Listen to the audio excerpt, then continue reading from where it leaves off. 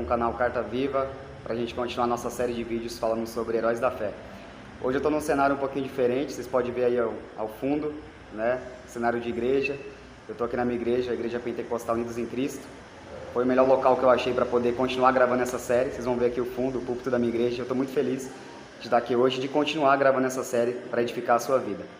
Bom, para continuar a série, hoje a gente vai falar sobre o capítulo 2 da série Heróis da Fé, que é uma série que retrata sobre o ato de heroísmo de alguns cristãos que foram mártires, que lutaram pela fé, que lutaram bravamente contra o sistema da sua época e que se opunham à pregação desse mundo.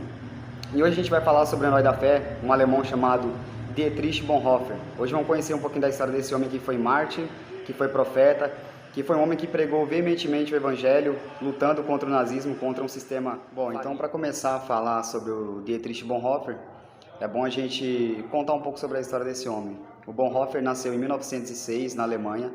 O seu pai não era cristão, mas a sua mãe teve uma grande influência durante a vida de Bonhoeffer.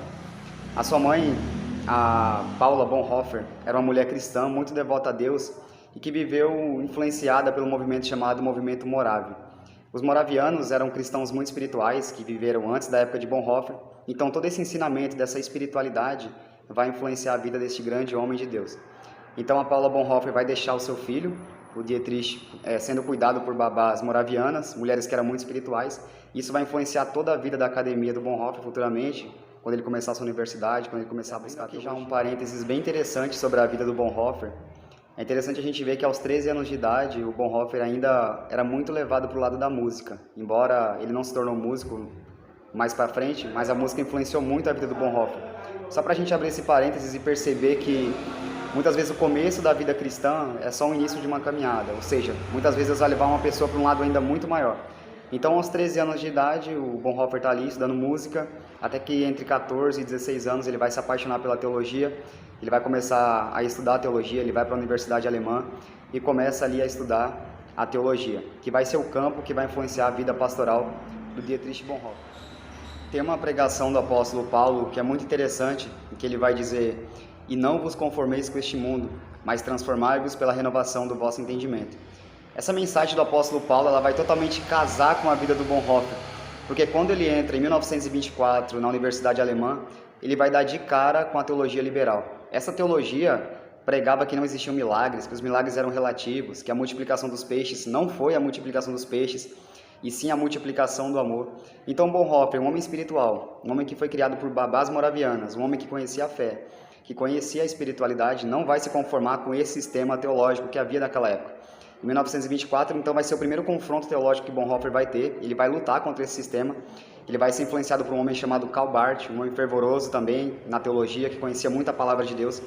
Então Bonhoeffer não vai se conformar com esse sistema do mundo. E é por isso que, para mim, Bonhoeffer é um dos grandes heróis da fé. Bom, e tendo dito isso, a vida do Bonhoeffer era tão espiritual, ele acreditava tanto na palavra de Deus, que durante um período da vida dele, ele vai ensinar algumas crianças. Ele passou um tempo ensinando crianças a palavra de Deus. Ele vai para os Estados Unidos, vai ter contato com a Igreja Negra dos Estados Unidos, e ali ele vai aprender muito sobre o que é ser um cristão fervoroso. E tudo isso, toda essa caminhada de Bonhoeffer, ela vai contribuir para tornar ele quem ele seria futuramente: um mártir, um profeta e também um espião, um homem que pregava contra o nazismo.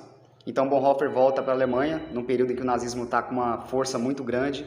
O Hitler ainda não era o Führer, ainda não era o grande chanceler da Alemanha que a gente conhece nos livros de história.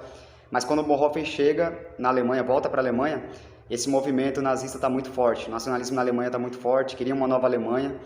Então ele chega e vai dar de encontro com esse novo sistema. Bonhoeffer vai discursar numa rádio e num certo dia, que era a comemoração da Reforma Protestante, ele vai pregar um grande sermão contra o nazismo, contra esse sistema. Então você imagina, naquela época, esse herói da fé pregando contra o sistema nazista. A perseguição era grande contra poloneses, contra judeus, contra os cristãos daquela época. Hitler matou muitas pessoas, então Bonhoeffer está envolto dentro desse sistema, pregando contra o sistema nazista. Nós não podemos se conformar com este mundo, mas, como Paulo disse, ser transformado pela renovação do nosso entendimento. Se Bonhoeffer foi um grande herói, eu fico imaginando hoje o sistema que estão trazendo à tona para nós. Será que nós somos hoje capazes de ir contra esse sistema, de ir na contramão do mundo e pregar a verdade do Evangelho? Olha a temperatura alta que Bonhoeffer está inserido. Ele está pregando contra o nazismo de Hitler, que matou milhões e milhões de judeus, que matou muitas pessoas que eram contra esse sistema. Então Bonhoeffer é um grande herói da fé e que pregou numa temperatura altíssima. Para concluir essa breve biografia do Bonhoeffer, não vou fazer um vídeo muito longo, vai ficar muito longo se eu for trazer toda a história do Bonhoeffer, mas só para finalizar, o final da vida do Bonhoeffer foi um pouco triste, mas também heróica. Ele foi um mártir da fé, significa que ele morreu pela causa cristã. Ele morreu quando foi descoberto que ele e o seu irmão estavam conspirando contra o Hitler.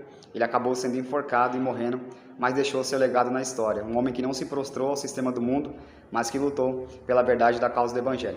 Para mostrar para você a espiritualidade e a fé e toda a ortodoxia do Bonhoeffer, eu estou com o livro aqui do meu lado.